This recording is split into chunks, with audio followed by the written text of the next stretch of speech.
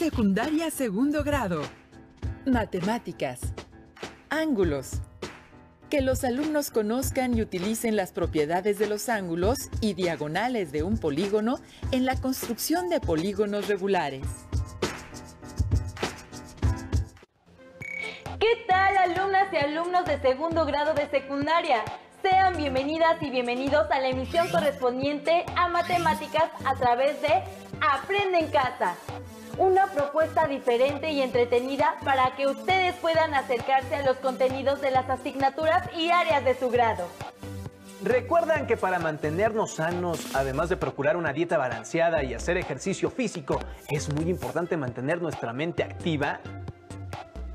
Pues en esta emisión aprenderemos cómo deducir y usar las relaciones entre los ángulos de polígonos en la construcción de polígonos regulares. Recuerden tener listo su cuaderno y lápiz para anotar los ejercicios, las preguntas que les vayan surgiendo, así como las ideas principales de lo visto a lo largo del programa. Si les parece bien, entremos ya en el tema de nuestra sesión titulada Ángulos. Para comenzar, queremos saber cuántos polígonos conocen. Imaginen la mayor cantidad de polígonos que puedan. ¿Ya? ¿Fueron todos iguales? Tal vez imaginaron los polígonos con algún color o textura particular, pero ¿imaginaron algo dentro de ellos? Acompáñenos a ver el siguiente video en el que les brindaremos una explicación sobre las diagonales, las cuales están presentes en algunos de los polígonos. Hola, les doy la bienvenida a mi videoblog. Hoy hablaremos sobre las diagonales. Las diagonales son segmentos de recta que están presentes en casi todos los polígonos. Pero primero, debemos recordar que los lados de cualquier polígono son segmentos de recta que unen dos vértices consecutivos. Y por lo tanto, los vértices son los puntos donde se unen dos lados. Ahora sí, ¿cómo definiríamos una diagonal? ¿Cuáles serán sus características? Veamos la siguiente cápsula. Podemos trazar numerosos segmentos de recta que unan partes muy diferentes de un polígono. Cuando un segmento de recta une dos vértices no consecutivos, decimos que es una diagonal. En este ejemplo, ¿creen que este segmento sea una diagonal? No, porque si bien sale de un vértice, termina a la mitad del lado opuesto. En la siguiente figura, ¿este segmento es una diagonal? No, porque une un vértice con un punto arbitrario del lado opuesto. En cambio, este segmento sí es una diagonal, pues une dos vértices no consecutivos del pentágono. Ahora que ya conocen la definición de la diagonal, ¿cómo pueden saber cuántas diagonales tiene cualquier polígono? Es hora de analizar las diagonales de varios polígonos para deducir una fórmula. Para saber cuántas diagonales tiene este pentágono, trazamos las diagonales en orden y de vértice en vértice. Después de trazarlas, vemos que tiene 5 diagonales. Ahora, ¿cuántas tendrá este hexágono? Seguimos trazando las diagonales de cada vértice. Así vemos que tiene 9 diagonales. ¿Qué relación hay entre el número de lados o de vértices con la cantidad de diagonales que puede tener un polígono? Investiguémoslo trabajando con este decágono. Como podemos ver, al igual que todos los polígonos, tiene el mismo número de lados que de vértices. Vamos a denominar con la letra N al número de vértices. A partir de cualquier vértice, se pueden trazar diagonales a otros vértices de la figura, excepto hacia él mismo o hacia los dos vértices contiguos, debido a la definición que hemos dado de diagonal. Es decir, eliminamos siempre 3 vértices. La forma matemática de expresar la restricción anterior es: y como esto sucede para cada vértice o lado del polígono, resulta que a la expresión anterior la tenemos que multiplicar por n. Ahora tracemos todas las diagonales de cada uno de los vértices y contémoslas. Como podemos ver, algunas diagonales se cuentan 2 veces, por lo que tenemos que dividir el resultado entre 2. Así, tenemos la fórmula para encontrar el número de diagonales de un polígono: n por n menos 3 entre 2. Podemos comprobarla en un polígono de 4 lados y en uno de 7 lados. Ya sabemos qué es una diagonal y cómo calcular el número de ellas en cualquier polígono. Además, las diagonales nos ayudan a determinar si un polígono es convexo o no convexo. Observa qué pasa cuando trazas todas las diagonales en un polígono convexo. Y ahora, fíjate qué pasa cuando trazas todas las diagonales en los polígonos no convexos. Una diagonal en un polígono convexo siempre está dentro de este. Cuando es un polígono no convexo, hay al menos una diagonal fuera del mismo.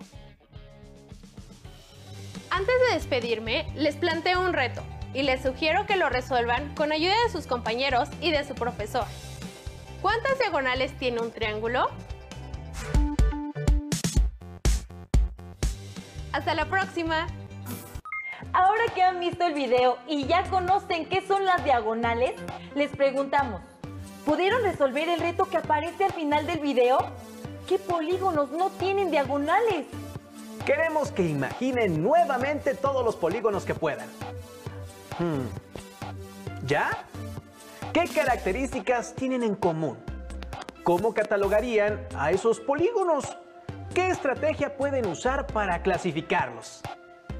Ahora observen con atención el siguiente video e identifiquen las características de los polígonos que les permitirán conocer una nueva manera para clasificarlos. Hola, bienvenidos al blog de las matemáticas. Ya hemos estudiado qué son los polígonos y cómo hacer el cálculo de sus áreas. En esta ocasión analizaremos algunas de las características de sus ángulos internos y externos. Comencemos. Observa los siguientes polígonos. ¿Cómo podrías determinar el valor de la suma de todos los ángulos internos de cada uno de ellos? Recuerda que un ángulo interno es el que se forma por dos lados de un polígono que tienen un vértice común y está contenido dentro del polígono. Para contestar la pregunta, seguiremos una estrategia que consiste en trazar triángulos dentro de un polígono a partir de uno de sus vértices. ¿Cuántos triángulos se pueden trazar con esta característica? Recordemos que las líneas que unen un vértice del polígono con otro no consecutivo se llaman diagonales y al trazarlas se forman triángulos. En todos los casos se obtienen dos triángulos menos respecto del número de lados o de vértices del polígono. Observa.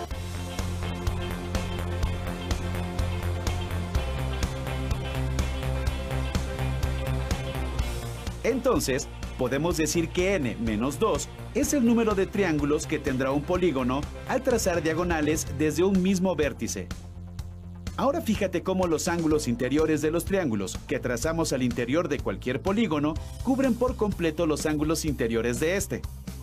Por otro lado, sabemos que la suma de todos los ángulos de un triángulo es igual a 180 grados. Y además, también sabemos que el número total de triángulos que podemos construir al interior de un polígono es igual a n menos 2. Entonces, si multiplicamos el número de triángulos que podemos construir al interior de un polígono por 180 grados, podremos saber cuánto suman los ángulos interiores o internos de cualquier polígono. Ahora analicemos qué pasa con los ángulos externos de los polígonos. ¿Cuánto suman los ángulos externos de un polígono? Un ángulo externo o exterior es aquel que se forma con un lado del polígono y la prolongación de su lado adyacente. Observa que la suma de un ángulo interior con su correspondiente ángulo exterior da como resultado 180 grados. Es decir, el ángulo interno y su correspondiente ángulo externo siempre son suplementarios. Esto sucede para cada vértice o cada lado del polígono. Es decir, si el polígono tiene n lados, esto se repite n veces. Por otra parte, si en todos los vértices o lados restamos a 180 grados su correspondiente ángulo interno, entonces obtendremos el valor del ángulo externo del polígono en cada lado. Es decir, para tener el valor del ángulo externo en cada vértice, debemos restar a 180 grados su correspondiente ángulo interno. Pero ya habíamos obtenido la fórmula para calcular los ángulos internos de cualquier polígono. Por lo tanto, la fórmula para saber cuánto suman los ángulos externos de un polígono es: al quitar corchetes y paréntesis queda, y al reducir términos semejantes, nos queda finalmente que la suma de los ángulos externos de un polígono cualquiera es igual a... En conclusión, la suma de los ángulos internos de un polígono se puede obtener con la siguiente expresión. Y la suma de los ángulos externos de un polígono cualquiera siempre es igual a... Tomando esto en cuenta, ¿a qué es igual la suma de los ángulos internos y externos de este decágono?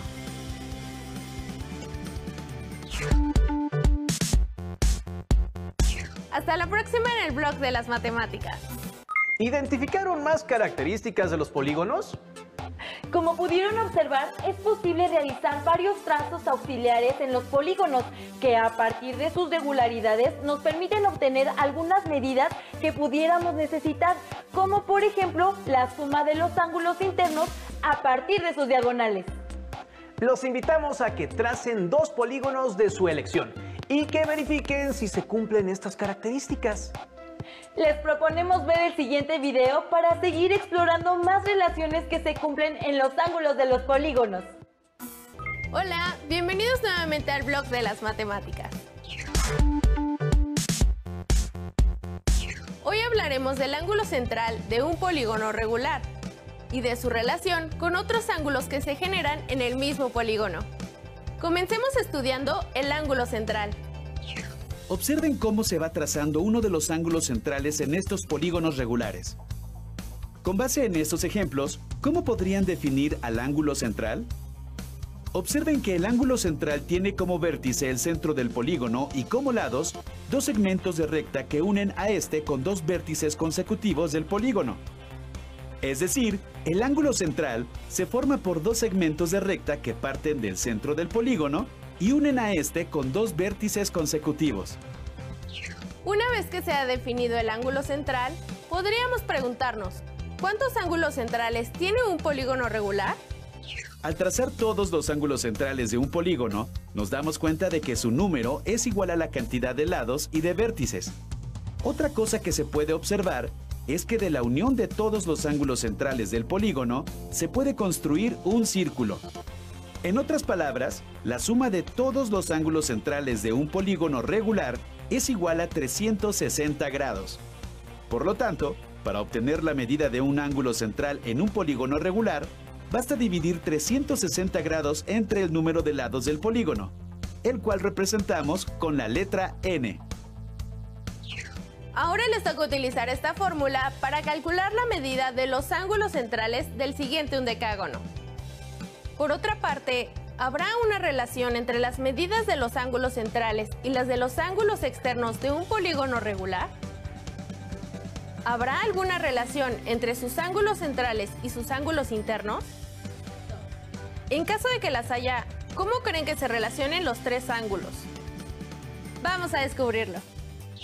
Recordemos que la suma de los ángulos internos de cualquier polígono, regular o irregular, se calcula multiplicando 180 grados por el número de sus lados menos 2.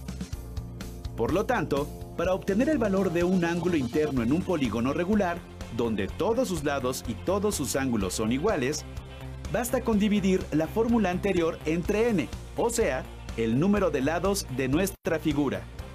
Verifiquemos mediante esta fórmula la medida de los ángulos interiores del nonágono que acabamos de mostrar.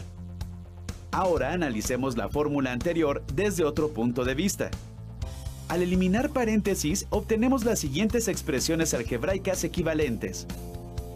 Pero n que multiplica y n que divide se eliminan y queda solamente... Observen bien el término que se resta a 180 grados.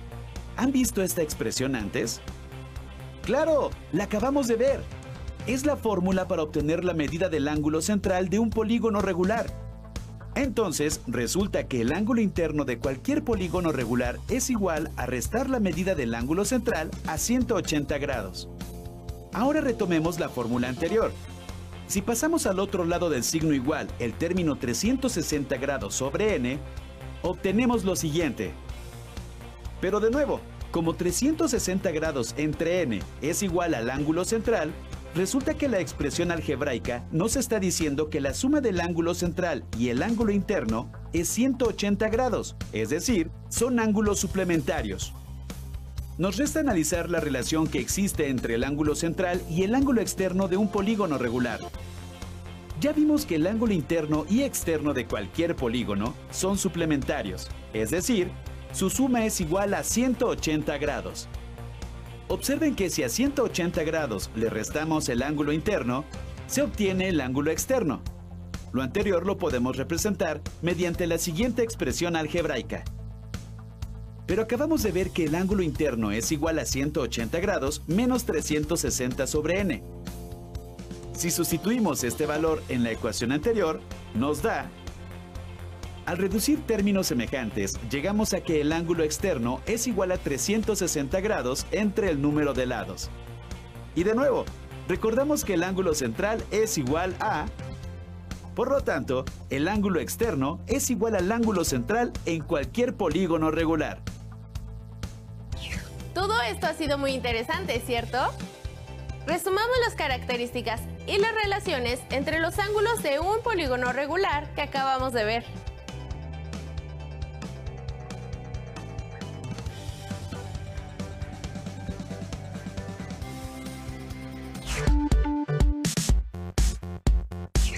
Hasta el próximo blog de las matemáticas. Es probable que hayan usado varios de estos ángulos para trazar algún polígono. Por ejemplo, el ángulo central. ¿Cuántos ángulos centrales tiene un polígono regular? Los invitamos a que tracen otros polígonos distintos a los que han trazado en este programa y a que comprueben que se cumplen este tipo de relaciones. No olviden guardar los productos de esta sesión en su carpeta de experiencias para que cuando regresen a clases puedan retomarlos con su grupo. Les sugerimos que no pierdan la oportunidad de comentar lo aprendido con sus familiares en casa. Seguramente ellos estarán dispuestos a escucharlos y también a compartir sus conocimientos. Invítenlos a ser parte de esta aventura. El conocimiento no tiene límites y tampoco la forma de obtenerlo. También les sugerimos reforzar lo aprendido en su libro escolar o en alguna otra fuente de consulta que tengan a la mano sobre el tema. Para finalizar, les dejamos una pregunta más. ¿Para qué creen que les sirve lo que aprendieron en esta sesión? Piénsenlo y continúen viendo la programación de Aprende en Casa. ¡Hasta pronto! ¿Cuántos polígonos conocen?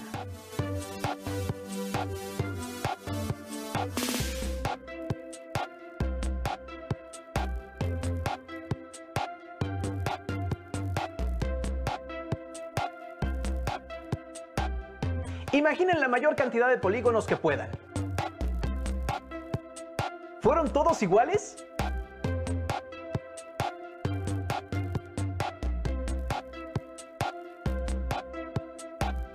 ¿Imaginaron algo dentro de ellos?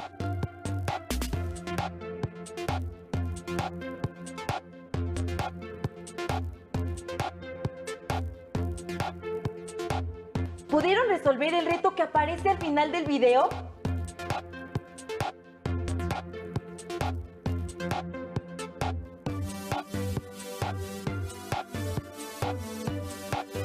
¿Qué polígonos no tienen diagonales?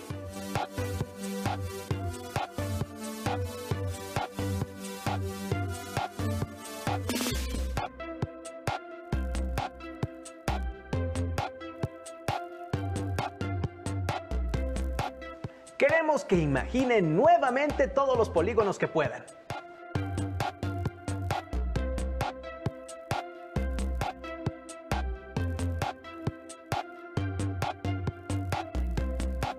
¿Qué características tienen en común?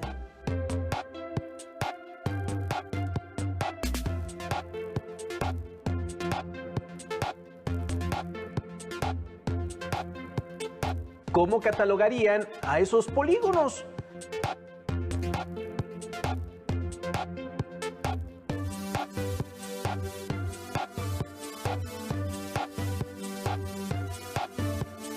¿Qué estrategia pueden usar para clasificarlos?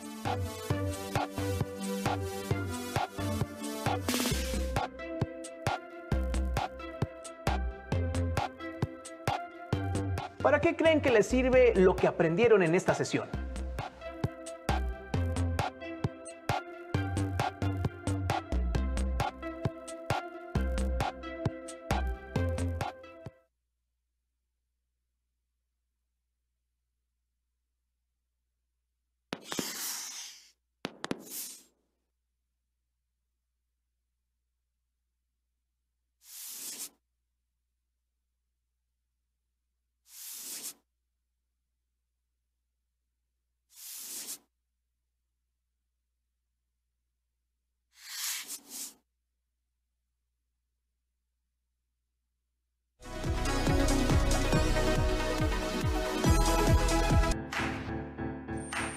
Secundaria segundo grado. Historia. Arquitectura novohispana. Identificar las principales características de los diferentes estilos dominantes en la arquitectura durante la época virreinal.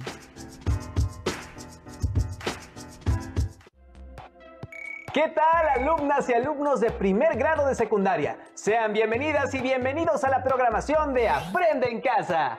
Una propuesta diferente para que desde su casa ustedes puedan acercarse a los contenidos de las asignaturas y áreas de segundo grado. Estos contenidos les serán de mucha ayuda en su crecimiento personal y cuando regresen a la escuela. En esta ocasión vamos a revisar las características de la arquitectura novohispana. El virreinato fue un periodo en el que se desarrollaron varios estilos arquitectónicos, cuyos edificios aún se pueden contemplar y admirar actualmente. Vamos a ver el siguiente video sobre el arte y la contrarreforma en la Nueva España. La conquista y la colonización no solo implementaron en la Nueva España la religión y la reorganización política y social, sino también las corrientes culturales y artísticas. ¿Qué estilos artísticos predominaron en la Nueva España? ¿Por qué la mayor parte de la arquitectura, la pintura y la música virreinal expresaban culto al catolicismo y a las festividades religiosas? Veámoslo. Las primeras obras arquitectónicas en la Nueva España, como el Palacio de Cortés, en Cuernavaca, Morelos, y la Casa de Montejo, en Mérida, Yucatán, pertenecen a la corriente artística del plateresco. Este estilo, que surgió en España en el siglo XV, se caracterizó por integrar elementos renacentistas, góticos y musulmanes en las construcciones. En la decoración plasmó elementos de la naturaleza, como guirnaldas y bichos, así como medallones con representaciones de bustos humanos, entre otros elementos. En la Nueva España, los artesanos indígenas añadieron componentes prehispánicos, como imágenes de la flora y fauna, características de sus regiones. Un ejemplo es la fachada de la iglesia del convento de Acolman, considerada la joya del plateresco en América. En el siglo XVI surgió en Italia el manierismo, considerado un estilo superior y refinado. En la Nueva España mostró figuras humanas alargadas en la pintura y escultura. En la arquitectura, un ejemplo es la integración de torres en las fachadas de los templos, lo que puede observarse principalmente en las primeras catedrales que se construyeron. Tanto el plateresco como el manierismo fueron los estilos artísticos del siglo XVI y las primeras décadas del siglo XVII en la Nueva España. Para la tercera década del siglo XVII, el estilo que predominó fue el barroco. Veamos por qué. En 1517, en Alemania, el fraile agustino Martín Lutero publicó las 95 tesis, en las que cuestionaba a la Iglesia Católica. Entre otros puntos, criticaba la venta de las indulgencias, es decir, del perdón de los pecados por parte de la Iglesia. Afirmaba que la salvación provenía únicamente de la gracia de Dios, la cual se podía lograr mediante la fe, por lo que la intervención del clero era innecesaria, así como la adoración a la Virgen y a otros santos. Estas ideas se difundieron por Europa y fueron la base de la Reforma Protestante. La Iglesia se dividió y comenzaron las guerras religiosas entre los católicos y los seguidores de las ideas de Lutero.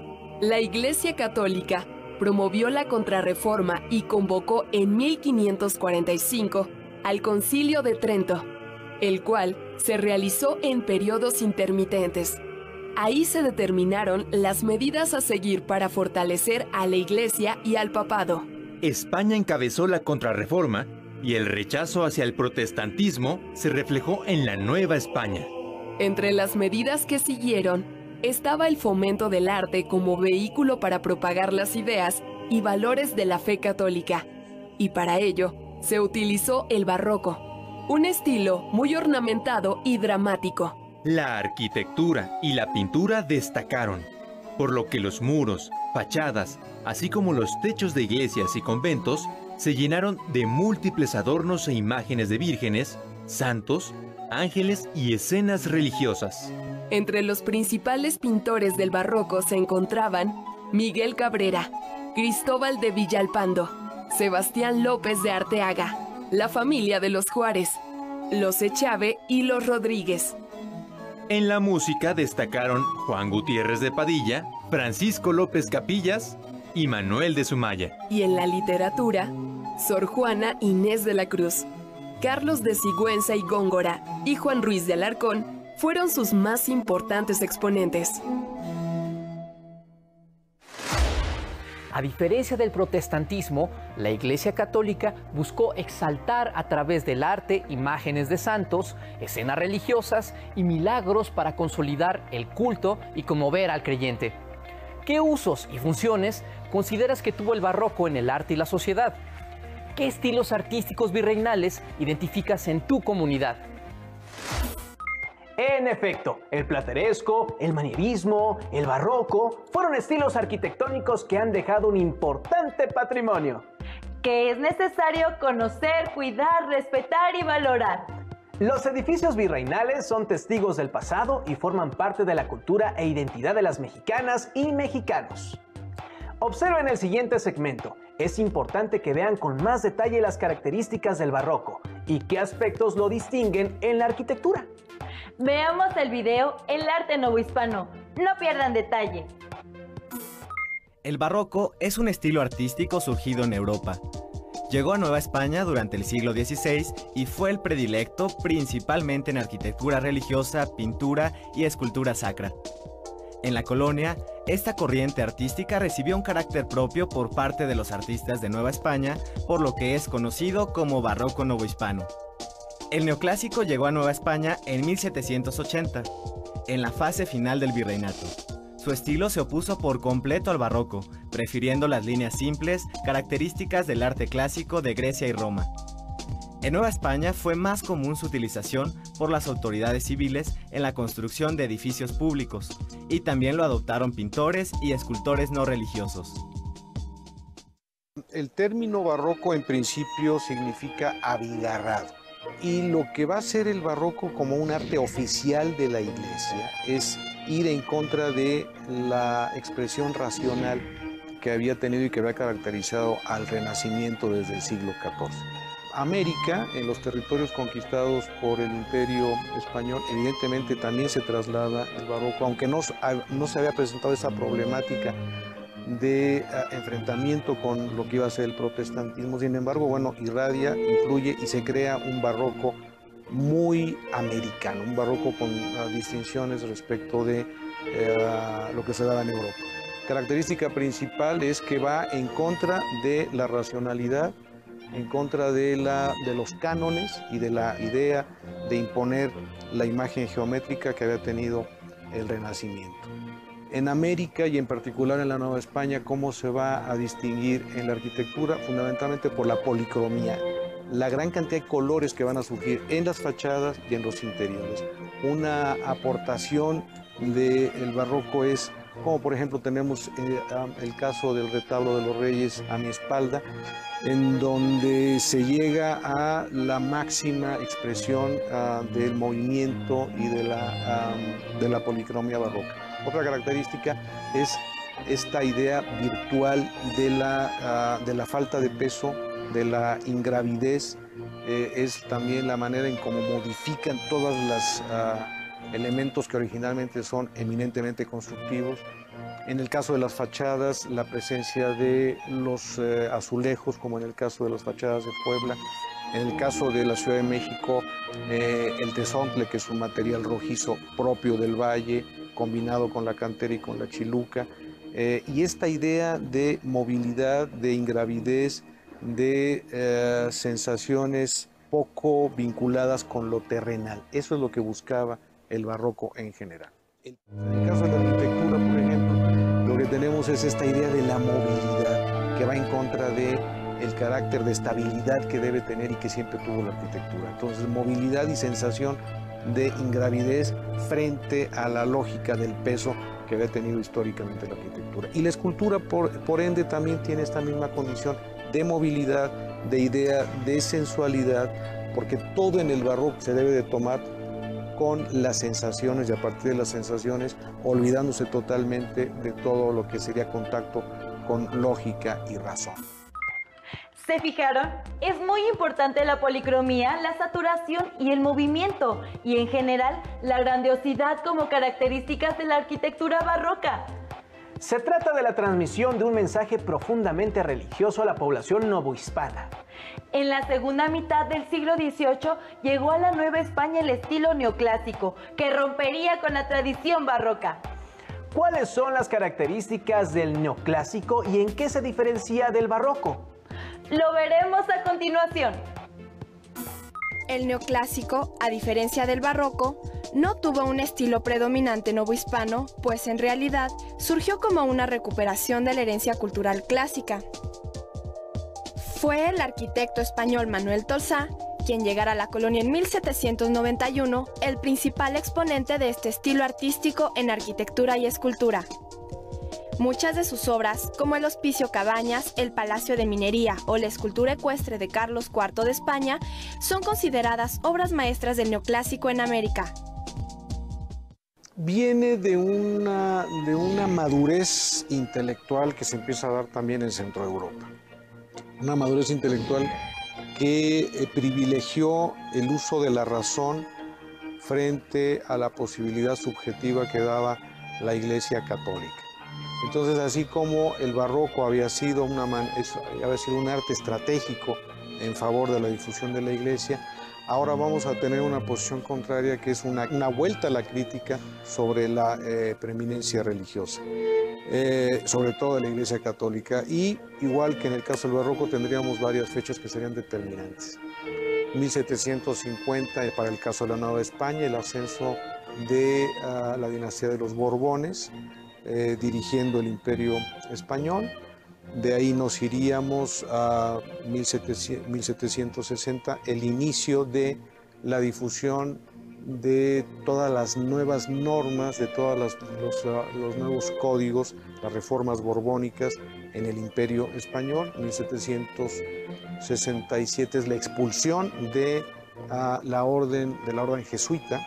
El jesuitismo fue una de las bases más importantes del barroco.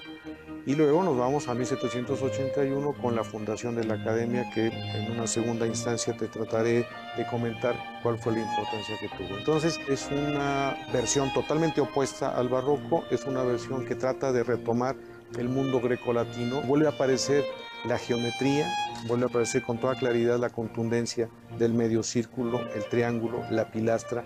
Nada que ver con todas estas fantasías y todos estos vuelos y todas estas ficciones que había planteado el barroco en su origen. Entonces es un movimiento artístico que establece una nueva postura en contra de la irracionalidad, privilegia el aspecto crítico, privilegia el retomar el mundo clásico como la gran materia de conocimiento y de enseñanza para la sociedad. Para entender el gran periodo del neoclásico, que abarca desde la segunda mitad del siglo XVIII hasta los primeros 25-30 años del siglo XIX, hay que partir del ascenso de la dinastía de los Borbones al cargo de la dirección del imperio. Los Borbones de origen francés traen toda esta tradición del nuevo pensamiento que se había inaugurado por Renato Descartes. La Ilustración, que es la que privilegia todo este gran periodo, circula ideas sobre una nueva manera social, sobre una nueva respeto inclusive a lo que después serán los derechos humanos, y viene a terminar 1789 con la gran guerra de Revolución Francesa, en donde incluso se llega a determinar mediante un decreto: Dios no existe. esta va a ser la gran posición crítica que va a tomar el neoclásico. Entonces, en el caso de la arquitectura, nos vamos a encontrar con todos estos elementos del mundo grecolatino, con los grandes frontones, con los arcos, con las pilastras que recuerdan al mundo griego y romano. Y en el caso de la pintura ya no aparecen los milagros, ahora va a ser el Antiguo Testamento el que va a dar todas las nuevas temáticas que van a alimentar a esta nueva expresión artística. ¿Quién va a ser el que va a determinar esto? La academia. La academia es una de las grandes invenciones del mundo neoclásico. Esto tiene que ver también con esta nueva voluntad, en el caso de los Borbones, de cómo administrar y cómo enseñar el arte. Ahora se van a crear planes de estudio, se van a volver a crear cánones, se van a dictar normas, e inclusive va a haber la prohibición de seguir construyendo y de seguir pintando a la manera barroca. Ahora de lo que se va a tratar es de hacer valer, de considerar como la única posibilidad todos aquellos temas que habían creado los maestros en la academia, con los que se va a enseñar, con los que se va a adiestrar y que van a ser los autorizados por los cabildos para que se lleven a cabo en las iglesias y en los edificios públicos. Y por último, otra de las grandes características del mundo neoclásico va a ser el que los edificios más importantes van a ser edificios civiles. Ya no va a ser la iglesia la que va a llevar la conducción de la construcción en las ciudades. Ahora van a ser los hospitales, las escuelas, los grandes depósitos de alimentos, los edificios militares, los que van a determinar la nueva conformación del paisaje. Va a ser el mundo civil frente al mundo de la iglesia que había privado en el periodo anterior. Actualmente, México conserva un gran acervo arquitectónico, pictórico y escultórico del periodo colonial, que es parte de la riqueza cultural y del patrimonio no solo nacional, sino de la humanidad. Visto lo anterior, hay que destacar la vuelta al mundo grecolatino que impulsó el neoclásico, así como el uso de la geometría y la influencia de la razón, en contraposición al sentimiento religioso del barroco. Debe resaltarse también que los edificios más destacados del neoclásico eran civiles, ya no religiosos. Antes de finalizar, nuevamente les hacemos un llamado para que fomenten la empatía y el respeto con sus familiares. Debe ser una oportunidad para convivir en armonía con quienes más queremos y más nos quieren. Es momento de hacerlo por ellos. Las y los invitamos a consultar más sobre el tema en su libro de texto de historia. Les dejamos algunas preguntas que les pueden servir para profundizar en lo que acaban de aprender. ¿Cuáles son las características del barroco? ¿Qué sentimientos buscaba despertar en las personas? ¿Cuáles son las características del neoclásico? ¿En qué se distingue del barroco? Guarden sus respuestas en la carpeta de experiencias y posteriormente compártanlas con sus compañeras y compañeros. ¡Hasta muy pronto!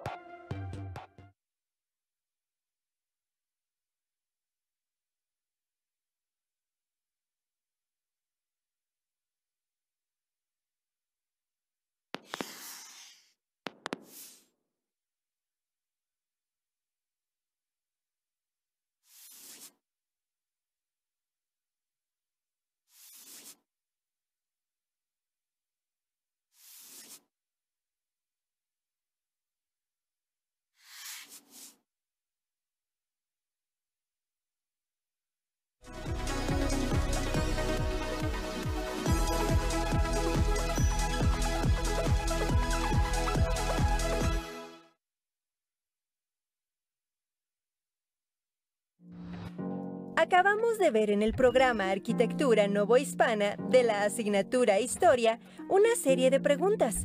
Vamos a verlas nuevamente para que las anoten y una vez resueltas las integren a su carpeta de experiencias. ¿Cuáles son las características del barroco?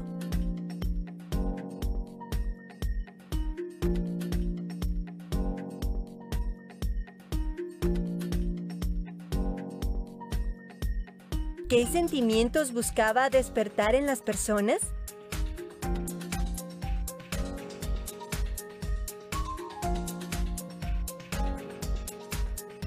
¿Cuáles son las características del neoclásico?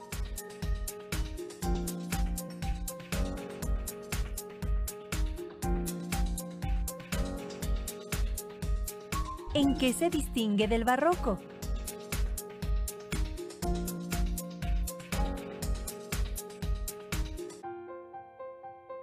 También les piden revisar el libro de historia para consultar más sobre el tema. No olviden guardar sus respuestas en la carpeta de experiencias. Secundaria segundo grado. Ciencias y tecnología. Física. ¿Cómo conocemos la evolución del universo? Reconoce las contribuciones de la ciencia y tecnología en el conocimiento de la evolución del universo. Hola, ¿qué tal alumnas y alumnos de segundo grado de secundaria? Sean bienvenidas y bienvenidos a la programación de Aprende en Casa. La Secretaría de Educación Pública ha concebido esta estrategia para que puedan continuar con sus estudios. Es una nueva forma de aprender en la que es muy importante ser disciplinado y cumplir con los horarios de sus estudios para poder tener éxito, pero sobre todo un buen aprendizaje. Como se darán cuenta, todos los días se aprende en cualquier momento y en cualquier lugar.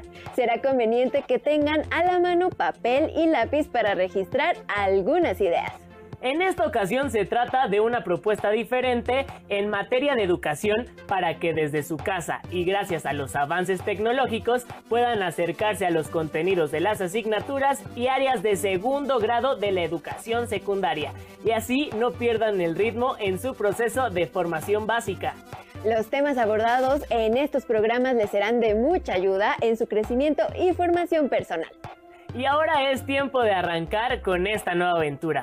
Les proponemos revisar un tema que seguramente les resultará de gran interés. Pero antes, déjenme expresar algunas preguntas.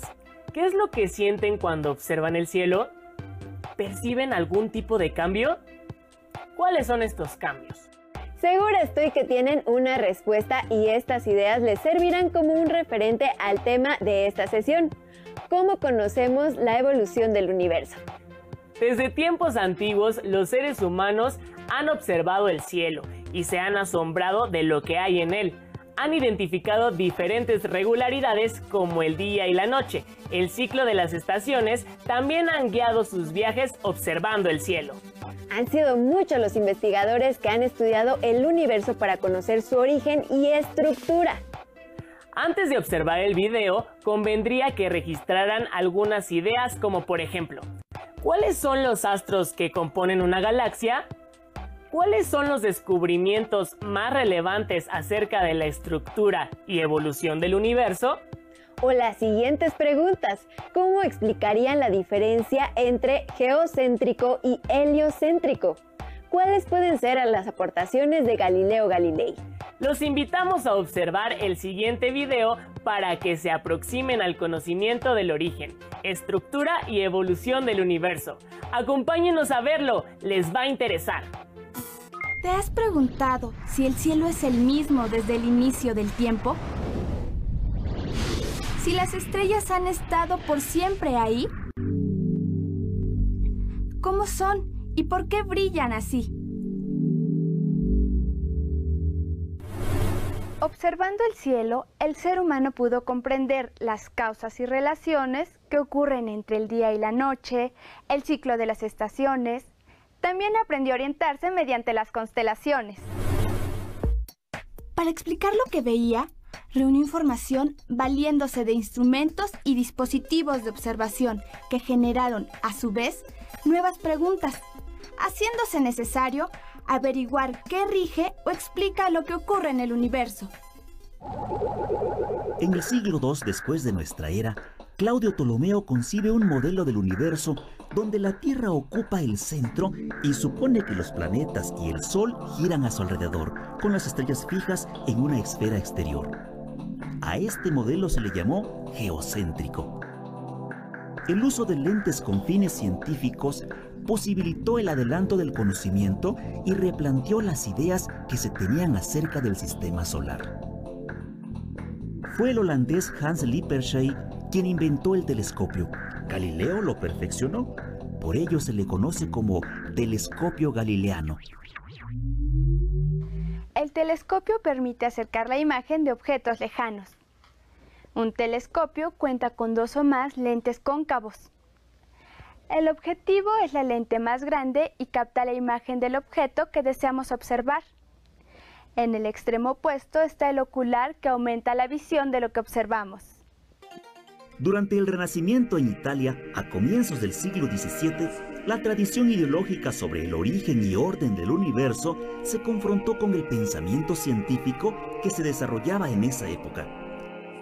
Gracias al telescopio, Galileo precisó sus observaciones sobre el movimiento de los astros, confirmando que la Tierra se movía alrededor del Sol. Observó que el Sol presenta manchas en su superficie, lo que se oponía a la idea tradicional de perfección de los astros. Descubrió asimismo 4 de los satélites del planeta Júpiter, lo que evidenció que no todos los astros giran en torno a la Tierra. Afirmar algo así constituía un claro desafío a las creencias de la sociedad de su tiempo e implicaba ir en contra del pensamiento conservador, razón por la cual en 1633 Galileo fue acusado y sentenciado por los cargos de herejía. Para salvarse tuvo que negar sus teorías y decir ante el tribunal que estaba equivocado, que la Tierra no giraba en torno al Sol, pero una vez que lo hizo, murmuró por lo bajo: "Y sin embargo, se mueve". Con lo cual, a pesar de todo, ratificaba su convicción. Galileo Galilei es considerado como el primer físico astrónomo de la historia. ¿Sabías que existe una obra teatral sobre la vida de Galileo Galilei? La escribió un famoso autor alemán, Bertolt Brecht.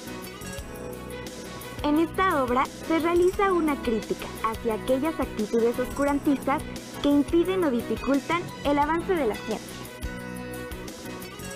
Además, destaca la necesidad que tiene el ser humano por conocer el mundo que lo rodea. La ciencia, según Brecht, debe usarse para la liberación de la humanidad. Basado en el trabajo de Galileo, Nicolás Copérnico consideró que el Sol ocupa el centro del sistema, con los planetas girando alrededor en órbitas circulares. Este fue el primer modelo heliocéntrico. La innovación en las técnicas de observación del universo llevó al planteamiento de nuevas preguntas, siempre en afán de saber más. Además, el trabajo científico comenzó a consolidarse como una actividad metódica para conocer lo que sucede en la naturaleza. Así se originó el pensamiento científico moderno. Isaac Newton articuló los resultados astronómicos obtenidos por Kepler y Galileo, llevándolo a deducir la ley de gravitación universal, que indica con qué fuerza se atraen los cuerpos en función de su masa y su distancia. Para hacerla más comprensible, Newton utilizó una nomenclatura que representa los conceptos de fuerza, masa y distancia, así como la constante gravitatoria. Junto con la ley de gravitación universal de Newton, es posible describir exactamente el movimiento de los objetos celestes mediante las leyes del movimiento. Por ejemplo, se puede calcular la desviación en la trayectoria que experimentará un cometa al pasar cerca de un planeta y ser atraído por su fuerza de gravedad. Uno de los resultados de la observación del firmamento fue que el ser humano buscara explicaciones acerca del funcionamiento del mundo que le rodeaba.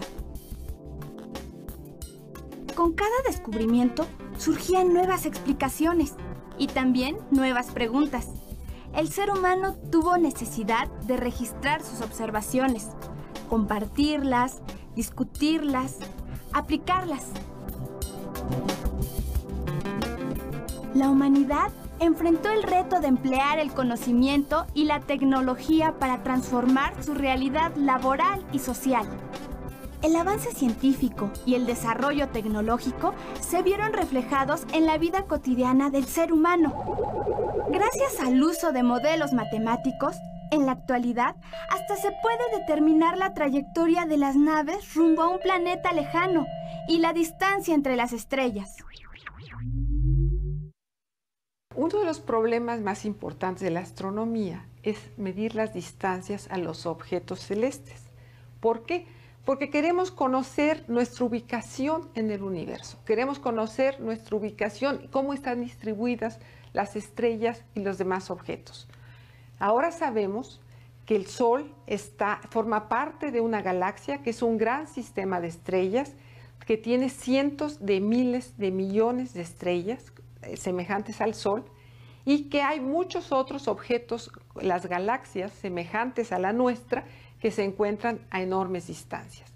Todo esto es a partir de conocer las distancias, entonces es el mayor problema que tenemos porque queremos saber cómo es la estructura del universo. Les he explicado las enormes dimensiones del universo. ¿Y a ustedes cómo se les ocurre que podríamos medir esas distancias? ¿Cómo calcular la distancia entre dos cuerpos celestes si no podemos recorrerla?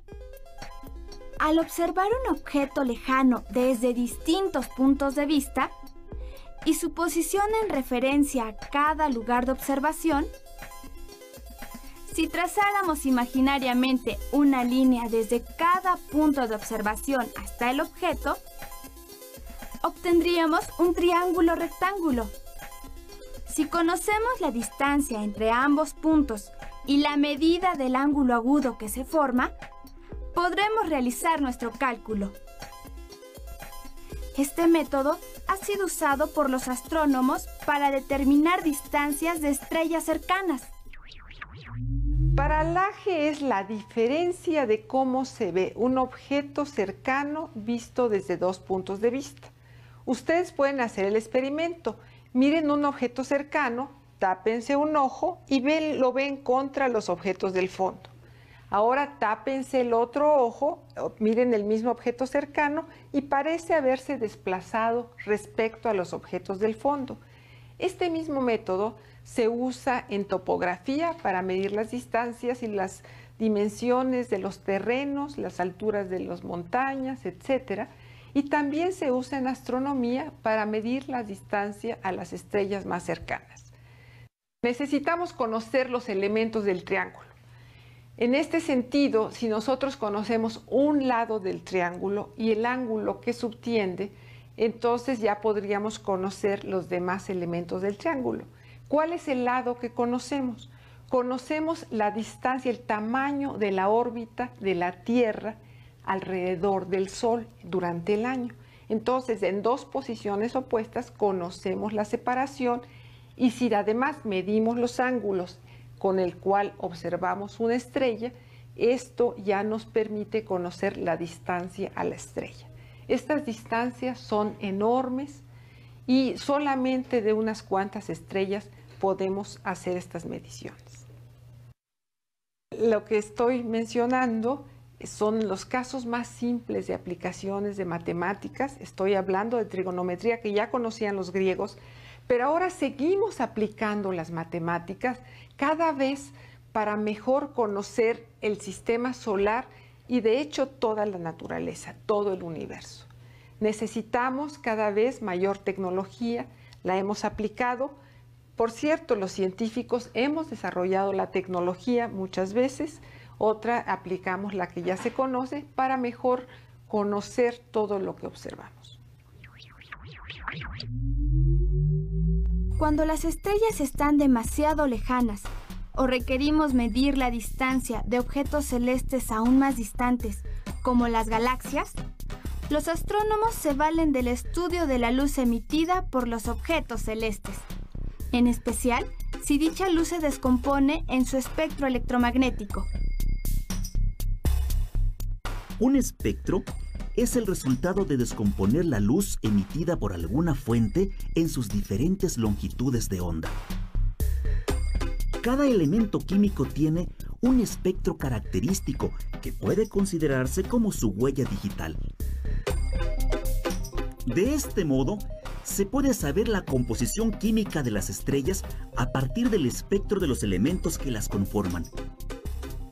Existen diferentes instrumentos para determinarlos. Los más importantes son el espectrógrafo y el espectroscopio. Estrellas, nebulosas, planetas, cometas, meteoritos, asteroides, hoyos negros y materia interestelar se aglutinan conformando una galaxia. Desde 1929 se descubrió que las distancias entre las galaxias aumentaban. ¿Será que se alejan unas de otras? ¿Será que el universo en sí se expande? Acompáñanos en la segunda parte de este programa. Es impresionante tener una idea de la cantidad de estrellas y galaxias que hay en el universo, pero solo es una aproximación, ya que no hay forma de saber exactamente cuántas estrellas existen. También conocer algunas técnicas que se utilizan para calcular la distancia entre los astros, así como la composición química de las estrellas y los componentes que forman una galaxia. Muchas de estas respuestas las logramos obtener en el video y gracias a él también pudimos observar varios de los descubrimientos logrados hasta este momento en materia de conocimiento del universo. Recordemos que todos los descubrimientos sobre el universo son contribuciones de hombres y mujeres que han dedicado su vida a la ciencia o la tecnología. México es un país con amplia historia en materia del estudio del universo y por ello los invitamos a investigar un poco más sobre las aportaciones que los científicos mexicanos han logrado para enriquecer el conocimiento de la humanidad. Mientras ampliamos nuestra investigación y con base en la información del video y tus notas, al término de la sesión podrán responder a las siguientes preguntas. ¿Cuáles son los astros que componen una galaxia? ¿Cuáles son los descubrimientos más relevantes acerca de la estructura y evolución del universo? Escriban una nota con sus respuestas. Si es necesario, completen las ideas investigando en algunas otras fuentes informativas. Compartan lo que han aprendido con los miembros de su familia o amigos. Luego, juntos hagan comentarios acerca de lo que más les asombre sobre el universo. Así descubrirán que se trata de un tema que a la mayoría nos apasiona. Hemos llegado al final, pero recuerden que pronto tendremos una nueva cita en Aprende en Casa, donde podrán avanzar el aprendizaje y asimilación de los temas que componen el plan de estudios del grado en el que se encuentran. Algo muy importante es que no olviden guardar en su carpeta de experiencias todos los ejercicios que realicen. Les aseguramos que les será de mucha utilidad cuando regresen a sus salones de clase.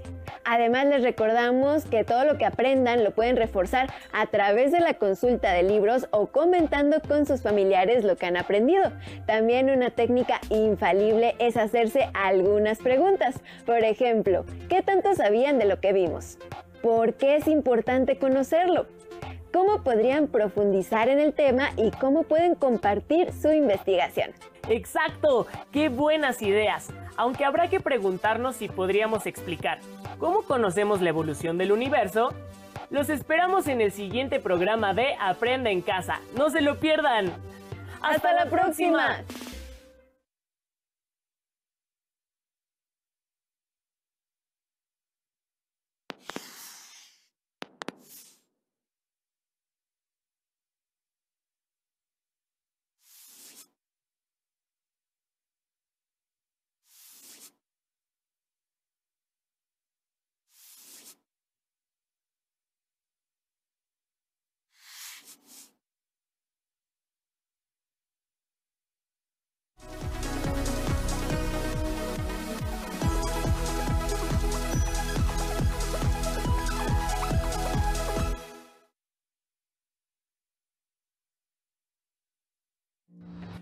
En el programa ¿Cómo conocemos la evolución del universo? De la asignatura Ciencias y Tecnología, Física, se les hicieron algunas preguntas.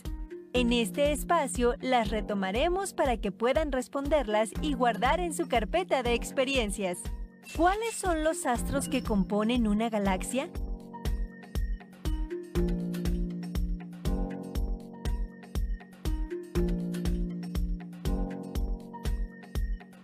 ¿Cuáles son los descubrimientos más relevantes acerca de la estructura y evolución del universo?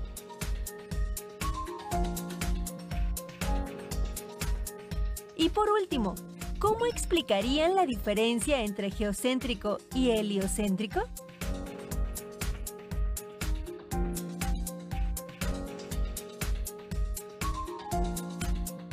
¿Las anotaron todas? Pues bien, no olviden guardar sus respuestas en su carpeta de experiencias.